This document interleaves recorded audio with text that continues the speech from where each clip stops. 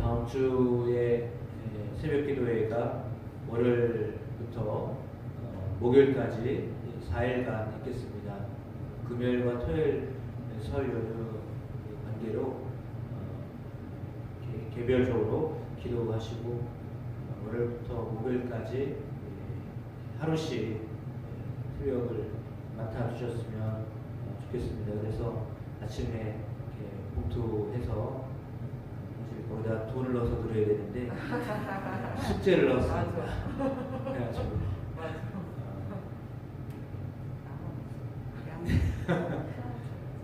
다음 주 수요일 날은 우리 장로님께서 사회 인도하시고 기도하시고 사실 설교까지 맡기려고 했는데 너무 좀 부담스럽게 해드린 것 같아서 수요일 날 설교는 제 아내한테 이유경 사모가 하는 거 이렇게 해서 새벽 기도 하시는 5분이 다음 주간에는 새벽 기도 인도해 주시고 수요일 날 인도해 주시고 이렇게 하시면 마음을 놓고 인도 선교를 다녀볼 수 있을 것 같습니다. 부탁을 드립니다. 주보에도 낼 겁니다. 그래서 이번 주에도 주보에 이렇게 새벽 기도 본문하고 찬송가를 냈듯이 다음 주에는 아예 이제 여러분 이름까지 다 넣어서 이렇게 할 겁니다. 다른 분들도 알고 또 같은 본문 가지고 함께 묵상하고 그랬으면 좋겠다라는 마음이 사실을 넣은 거예요. 그래서 왜 이걸 안 하는 걸 하나 이렇게 생각하실 수 있는데 그렇습니다. 다음 주에는 맡아서 잘 감당하시고 또 은혜로운 새벽 기도에 계속 되어주시기를 부탁드립니다. 오늘 본문의 말씀은 예수님이 예루살렘 성전에 들어가셨다가 저녁 시간이 되었기 때문에 다시 제자들을 들이시고 베다니로 나가셨습니다. 베다니로 나갔다가 다음날 다시 나오시는데 배가 고프셨습니다. 아마도 베다니에 나갔다가 다시 들어오실 때 시장하셔서 무화과나무를 보았습니다. 무화과나무를 보았는데 꼭 무화과나무에서 뭔가 열매를 먹을 수 있지 않을까라고 하는 기대감 때문에 더 가까이 가서 무화과나무를 보았습니다. 그런데 잎사귀가 무성해서 찾아갔는데 열매가 맺혀지지 않았습니다. 물론 무화과나무에서 나올 때가 아니었다. 오늘 성경은 그렇게 말하고 있습니다. 최소한 3월 달에 꽃 피고 4월 달에 열매를 맺고 5월 달경 3, 4, 5월이면 빠른 열매를 맺게 되고 보통은 7월, 8월 달이 되어서야 먹을 수 있게 되거든요. 그런데 이르게 무화과가 무성한 나무에는 이른 열매가 맺혀지기도 합니다. 그 열매는 오래된 가지에서부터 그렇게 열매를 맺는데 혹여나 그것을 기대하고 갔던 것 같습니다.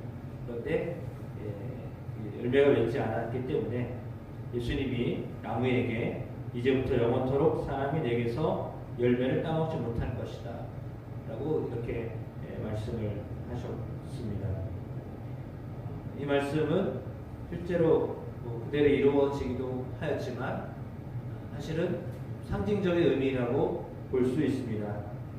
무화과는 이스라엘을 이야기하기도 하지만 좀 더 이야기하자면 예루살렘 성전을 이야기합니다. 예루살렘 성전에서 좋은 열매 맺어진 것을 기대하셨는데 그렇지 못했다라고 하는 것입니다. 그래서 더 이상 어떤 성전으로서의 역할을 감당할 수 없구나 라고 하는 것을 깨달으시고 미연에 먼저 암시적으로 무화과나무 열매를 많이 맺고 그래서 뭔가 거기에서 큰 유익함이 있을 거라고 생각했는데 전혀 그러지 않았다라고 하는 것이 예루살렘 성전을 바라보셨던 예수님의 안타까운 마음입니다. 그래서 저주하셨다라기보다는 그들의 현상을 그대로 이렇게 보신 거죠. 열매를 맺을 수 없는 나무였다라고 하는 것입니다. 그리고는 예루살렘에 들어가셨습니다. 성전에 들어가셨는데 성전에 들어가셨을 때에 매매하는 사람들을 내쫓으셨습니다. 돈 바꾸는 사람들, 또 환전상이죠. 환전상 그들을 또한 상을 엎으셨습니다. 비둘기 파는 자들의 의자를 또한 엎으셨습니다. 그래서 난리가 난 거죠. 왜냐하면 그들은 다 허가나 받고 들어온 사람들이었거든요. 그러면 성전 안에서 사실은 이렇게 매매를 하거나 환전을 하거나 할 수 있는 그런 공간은 바깥들밖에 없습니다. 바깥들은 여러 사람들이 들어올 수 있는 공간이거든요. 실은 이제 여인의 뜰이라고 해가지고 이방인의 뜰이라고 해서 유대인이 아닌 사람들 내지 이렇게 직접적으로 당시에 어떤 유대교의 어떤 제사 행위를 할 수 없었던 사람들, 그래서 뜰에는 들어오지만 더 깊이 들어갈 수 없었던 사람들, 열심을 내고자 하지만 더 열심을 낼 수도 없었던 사람들, 그런 사람들이 그래도 최소한 들어갈 수 있었던 뜰이 바깥뜰이란 말이에요. 그런데 그 바깥뜰에서 이렇게 매매하거나 뭔가를 그 성전세 내기 위해서 두로화로 바꿔야 돼요. 은화로 바꿔야 되는데 그 은화 안에는 사실은 문구 자체도 불경스럽게 하나님을 향한 어떤 그런 마음이 아니라 우상을 향한 마음이 적혀져 있는 그 은화로 바꿔서 내도록 했습니다. 그러니까 외부 사람들이, 다시 말하면 이방인들이 와서 기도하거나 여인들이 와서 기도할 수 있는 어떤 여지를 다 막아버린 거예요. 그러니까 원래 기도하도록 허가된 그곳에 당시에 종교 지도자들이 돈을 받고 자릿세를 받고 사람들을 수용해서 그 안에 와서 매매를 하거나 이런 일을 하도록 했습니다. 그리고는 사람들이 지나다니도록, 그러니까 뭐 이제 여기저기서 들어와야 되니까 그 바깥들이 완전히 어떤 통로가 된 거죠. 그래서 그 사람들이 어떤 편의를 봐준다라고 하는 것에 있어서는 상당히 그 호응을 많이 받았을 거라고 생각되지만, 그래서 사람들이 북적거리고 많은 사람들이 오고 가고 그런 그 문전성시를 이룬 모습처럼 보여지긴 합니다. 그래서 성전이 상당히 활기차다 이렇게 볼 수는 있습니다. 그러나 겉모습은 그렇지만 실제로 그들 안에는 영성이 사라지고 있는 것이었죠. 왜냐하면 하나님께 기도하는 집이었다, 기도하는 집이어야 된다. 예수님 말씀하신 것처럼 내 집은 만민이 기도하는 집이라 칭함을 받으리라고 하지 아니하였느냐. 예레미야 10장의 말씀을 인용하셔서 말씀하셨습니다. 기도하는 곳이어야 되는데 기도는 완전히 다 사라지고 세상적인 어떤 편의와 유익을 위해서, 그러나 더 그 속으로 들어가면 대제사장들이, 바리새인들이 당시에 로마에 뇌물을 줘가면서 자신들이 계속해서 그 직위를 사용할 수 있도록 계속해서 대제사장의 역할을 하거나 어떤 종교적인 어떤 행위를 할 수 있도록 허가받는, 허락받는 그런 뇌물로의 어떤 역할을 하는 그런 재원이 어디서 나왔냐면 그 성전 뜰에서 나왔던 겁니다. 그러니까 이 종교 지도자들하고 로마의 어떤 군인들하고 정부랑 결탁이 돼가지고 정치와 종교가 하나가 돼서 실상은 자신들의 유익을 더 많이 얻었던 그런 상황이었죠. 예수님 그것을 너무 잘 알고 계셨기 때문에 이곳이 기도하는 곳이어야 되는데 강도의 소굴이 되었다라고 이렇게 비판을 하셨던 것입니다. 그렇습니다. 그러니까 그들은 예수님을 어떻게 죽일까 의논하기 시작했습니다.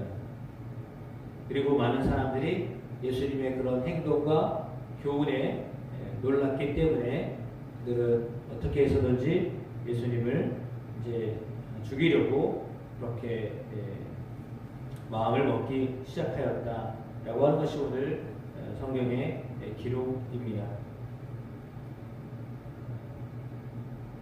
예수님이 그렇게 매매하던 사람들의 상을 뒤엎거나 사람들을 내쫓으시거나 했었던 것은 참으로 획기적인 일이었을 것입니다.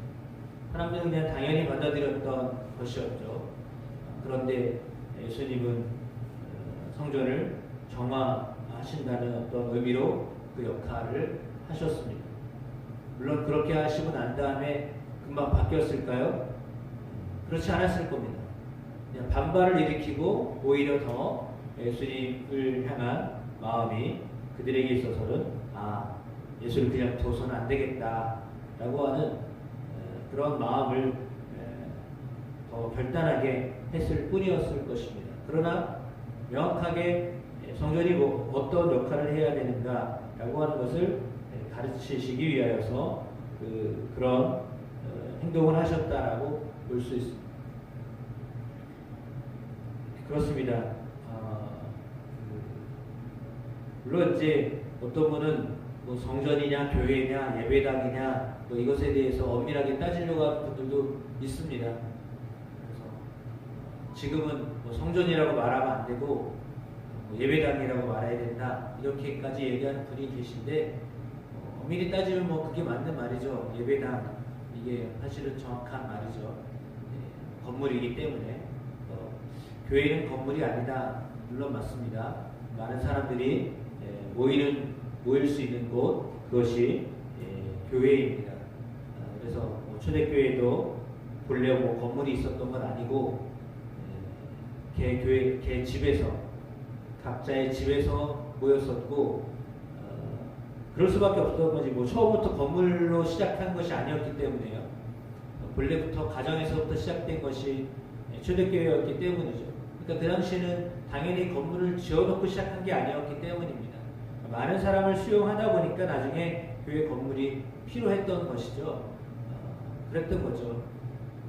그거를 뭐 따지기 전에 교회냐 성전이냐 예배당이냐 뭐 이거를 뭐 구분해서 뭐 이게 맞는 거야 저게 이게 잘못된 거야 뭐 이렇게 말하기보다도 가장 중요한 것은 그 성전이 되었던 교회가 되었던 예배당이 되었던 그곳에서 하나님을 향하여 마음을 두고 하나님께 자신의 문제를 내어놓고 진솔하게 기도할 수 있고 하나님께 더 가까이 나아갈 수 있도록 하기 위하여서 교회는 항상 사실은 열려 있어야 된다라고 하는 것이 예수님이 지금 우리에게 주시는 교훈의 말씀입니다. 그러니까 만민이 와서 누구든지 어떤 정말 오고 싶은 누구라도 와서 기도할 수 있는 곳이 되어야 한다라고 하는 것입니다. 그런데 그런 의미로 볼 때 그렇게 해야 되는데 사실은 교회가 다 문을 닫고 있잖아요. 왜냐하면 열어놓으면 다 가져가니까. 그래서 오픈을 못합니다. 보통 도시교회는 예배시간 외에는 거의 다 문을 닫습니다. 아니면 뭐 기도실 하나 정도 열어놓든지 그렇게 합니다. 예배시간이 아니면 사실은 열어놓지 않습니다. 왜냐하면 다 도둑놈이 다 가져가니까요.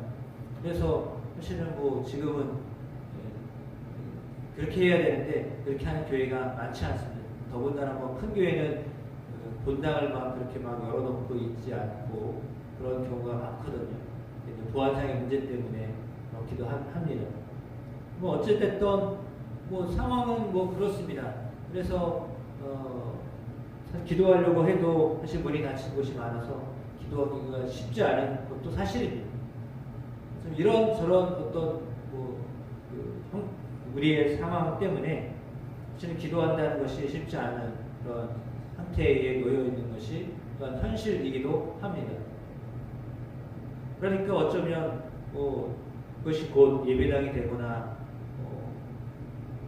어떤 처소가 되지 않더라도 하나님께 기도하는 것을 계속해서 가르치고 또한 기도하도록 해야 하는 것, 그것을 마땅히 교회가 가르쳐야 되고 성도들이라면 당연히 언제나 기도할 수 있어야 하는 것이죠.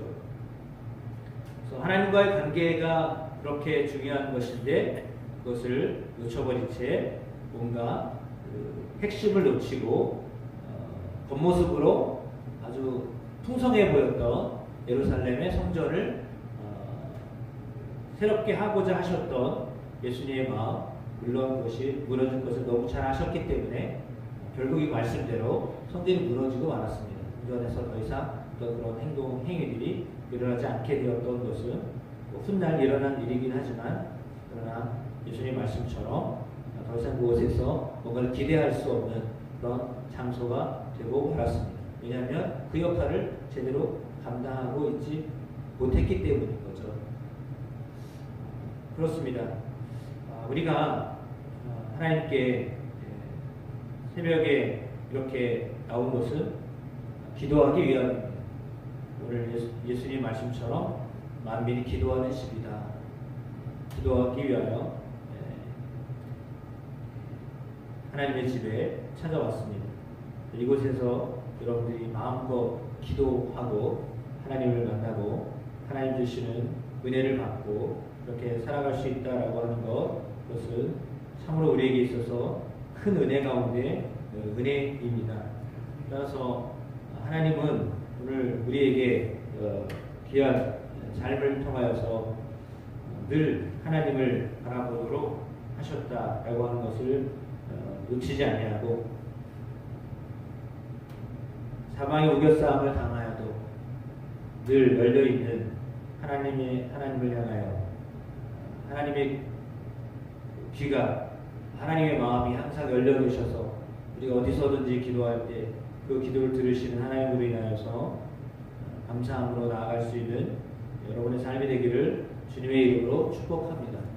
그래서 교회는 어떤 사실 유익을 얻기 위해서 오긴 하는 곳이긴 하지만 그러나 그 유익만을 위해서 오는 곳은 아닙니다. 좀 큰 교회에 있다 보면 여러 부류의 사람들이 교회를 등록하는 이유가 있거든요. 그래서 이제 새 가족이 올 때 실상 뭐 그런 말 하면 안 되는데 아예 대놓고 얘기합니다. 저의 경우는 새 가족 맞이할 때 그렇게 얘기합니다. 장사하는 분이 오시면 교회에 기대하고 오시면 안 됩니다. 그 말 아예 처음부터 합니다. 왜냐하면 큰 교회에는 오면 우리를 이용하겠지 이런 마음들이 있거든요. 그렇게 기대려고 하는 마음들이 있거든요. 솔직하게. 그래서 아예 처음부터 얘기합니다. 그런 마음 가지고 교회에 오시면 안 됩니다.